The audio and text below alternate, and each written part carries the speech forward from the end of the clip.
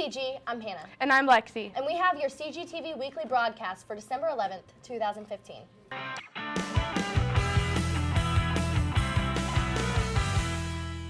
First up, thanks to our sponsor for today, the Hillenberg Building Group.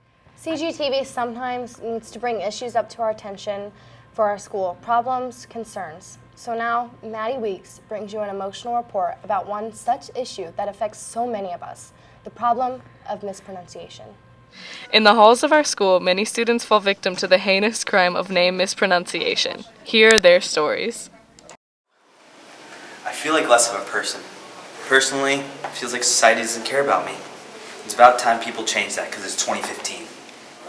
Hey, teachers that have known me for years still don't know how to pronounce my name even after I've corrected them 100 times. It's annoying, but I'm used to it by now. Teachers say my name so wrong I don't even correct them anymore. I hear the name Weishar, Weishar, Weishower, Weisenheimer a lot. My name is Kelly Hibbenmeyer. Everyone pronounces it Hibbenmeyer. It's not. My name is Noah Wire, but everyone thinks it's weird. My name is pronounced Vrushab ul Haskmar, not Vrushaba or Shaba, it's just Vrushab. My name's Jordan Vogel, not Jordan Volger. My name is a cool VJ Vargia, not VJ Vargia, not VJ Vargaria, not BJ Vargia. My name is Nate Weishart. My name is Alinka Ngaranu, not Alinka Yu. Think twice before you mispronounce your name. Hey, Ackle! Pals Club is selling their limited extra #Peace for Pairs t-shirts during lunch for $10. If you pre-ordered a t-shirt but have not paid, please bring in your money because it is first come, first serve. The bracelets are still on their way and supposed to be here before the end of next week. The price is still $2 if you would like to pre-order one. Speech team is meeting on Monday, December 14th during STAR in room 222. See you then. Another club that is up and running this year is Creative Writing Club. Michael Lawson brings you a feature. Hi, I'm Mrs. McDougall. I'm the sponsor for the Creative Writing Club. I'm Kylie Sides. I'm an editor for Periphery. I'm Hope Colors. I'm also an editor for the Periphery. We're bringing it back to Center Grove. We're really excited to have our literary magazine published for the school again to feature our students writing, art, and photography. There'll be online submissions in several different categories. Do you want to talk about those? Our categories are poetry, short story, essay, photography, and art. We will include all of those. We can't include all of the submissions, but we will include the top ones. The submissions will be reviewed by a panel of people and teachers and people that will select the top submissions that will be featured and published in Periphery.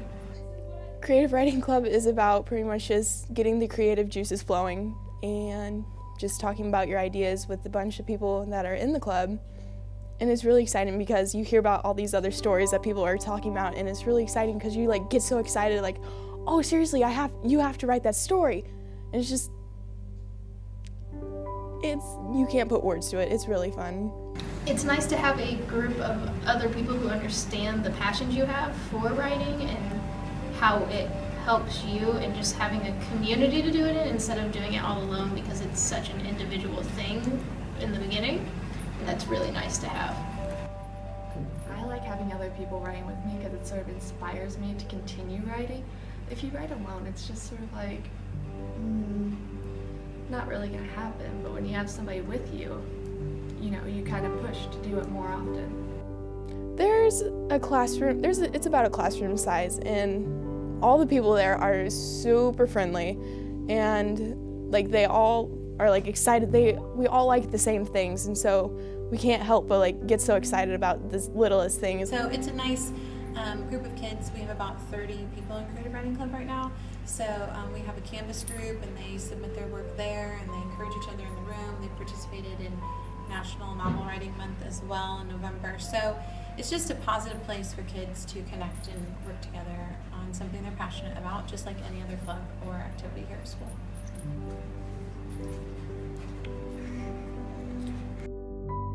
Some clubs focus on academics and service, while others focus on sports.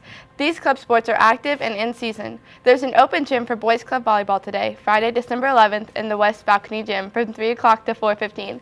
If you're interested in playing or just want to see what it's all about, come to the West Balcony Gym to find out more. If you have any questions before then, please see Coach Schultz in room 101. Another club sport is ping pong club. Yasmin Dohan and Blake Williamson bring you a feature. Ping Pong Club is a club that meets after school every Tuesday in the Hall of Excellence. We spoke to President Maddie Weeks and several members of the club about their passion for ping pong. Here at Ping Pong Club, we show up, we set up the tables, we find an opponent, and we just play. We play our hearts out, and that's what we love to do. Ever since I was a child, my sole dream was to become president of the Ping Pong Club. But I heard a cool VJ was the president, and I was mad. So I confronted him, and he said, "You can be president too." And I was like, okay. Join Ping Pong Club. It just has a great atmosphere. A lot of hot chicks are here. Great team overall. I know there's some D1 players that play ping pong. I might go pro actually. I'm pretty good at it. Reasons that it's unique. It just has it's very friendly. I can really bond with my teammates. Just have an overall great time. Ping Pong Club has affected my life because it gives me a safe way to compete and learn and grow within Center Grove High School. We spoke to junior Cameron Gregson about his favorite ping pong player. Forrest Gump, he's a great player, but I think I could take him. The way he plays the game is really good, and I wish he could get down to our club sometime so we could play him, but really I like to model my game after Forrest Gump. Everything he does is really fundamental. While Ping Pong Club is volleying in the Hall of Excellence, the basketball teams are working hard in their gyms as their winter seasons get underway. The girls' basketball team plays on Saturday at home against Bedford North Lawrence. 2 of those basketball players are sisters. Lacey Seidowitz brings you a story about how some siblings had to put aside their differences to play together on the court. Most siblings know what it's like to have rivalry with one another, although some have to overcome it because of their role as teammates. We've been playing since just a young age. I know it's always been just a part of our families. My dad was a coach, and so it's always been a part of us. We've been playing together since we were about 6, and we've always been on the same travel team and AAU team, so it's been fun. Siblings can use this as an advantage because they know how each other works better than anyone else. It's really nice because if one of us got hurt, we'd be able to be with each other and comfort each other, and then it's fun because we have each other's backs and we know what to do and where to do it. It's cool being able to watch them grow and get better and just be able to help them out and be able to talk to them when we go home and be able to talk about stuff that happen in practice or at games. I think it's fun playing with her because she gives great advice on the court and she's a really great role model to look up to. My younger brother, him and I, we play one-on-one a lot. We do different drills and stuff together. Although sometimes it may be hard playing with each other just because they are siblings.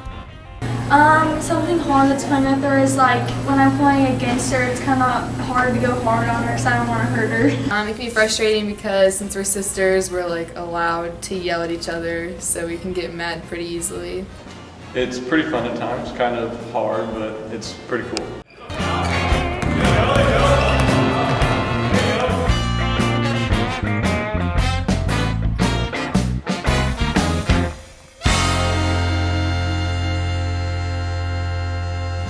And now Sam Aquino and Lexi Caldwell bring you a feature on Senior Athena Cottrell. Senior Athena Cottrell has been competing in gymnastics for roughly 15 years, starting when she was only 2 years old. I started because my mom couldn't do gymnastics when she was younger, so she put me in the sport trying to live it through me, and then it just kind of stuck. She tried to put my sister in it, my brother, and my brother chose soccer, and my sister wasn't the athletic kind, and I just stuck with it, and it took me a long way. The idea of Cottrell traveling across the country to go to the University of Alaska Anchorage was a concern for her parents at first. They were a little skeptical at first, and then once they came with me on my visit to Alaska, they fell in love with it just as much as I did. And it's great to have parents who are always supportive of you and always looking out for you, and I'm just happy that they're happy with my decision as well. I know the distance will be hard, but it makes it all worth it because they're so supportive. Cottrell enjoys training every day for gymnastics, but just like every other sport, it has its downfalls. There's a lot of days where I just really want to give up because it's so hard and it's so mentally draining and physically. But once you like finally get that day where you get everything right and it's so worth it, it keeps me in shape and it's so much fun. You meet so many great people. It's just all worth it in the end. When Cottrell first heard about the location, she was skeptical until she went on a visit and started pursuing her dream. When I was in middle school, I had a lot of older friends that I looked up to, and I knew a lot of girls who did college gymnastics. And I decided my freshman and sophomore year around then that I should start contacting schools. I contacted roughly about 20 schools, and I didn't have my heart set on one, but then one of my teammates was telling me that she was contacting Alaska. I thought that was so weird and so like unusual at first. And then I started looking into Alaska and I saw how beautiful and scenic it was. And then I started contacting them, and then as I contacted them more, I contacted other schools less. And it just became my main priority to go there. The university has a great gymnastics facility that Cottrell looks forward to competing in. The gymnastics facility is top of the line. It's brand new, it's about 2 years old. It's got great equipment, better than in my gym I have now. And they have all other sports in there. They have hockey, they have basketball, they have track, they have skiing, which is awesome. It's just gonna be a great experience with all these new people. I can't wait. Cottrell expresses why UAA is her desired school. Once I got there, the girls were so nice to me. Everyone was so generous and kind, and I fell in love with it. It was so beautiful. All the people were great, the food was great, and I'm just really excited to go there next year. Compared to Indiana's weather, Alaska's climate is much more brutal. Weather. A lot of people don't understand the southern Alaska weather. It's honestly not that bad. Like compared to Indiana, we have our cold winters. They do have a lot more snow, maybe like by a foot or two, or 3 or 4. But temperature-wise, they get to about 0 to 15 in the winter, around the same as here. And their winters are a little bit longer, but spring, fall, summertime, 70s, 80s, it won't be that big of an adjustment. Athena Cottrell will continue her gymnastic journey at the University of Alaska Anchorage in the fall of 2016. And that's all we have for you today, CG. Bye.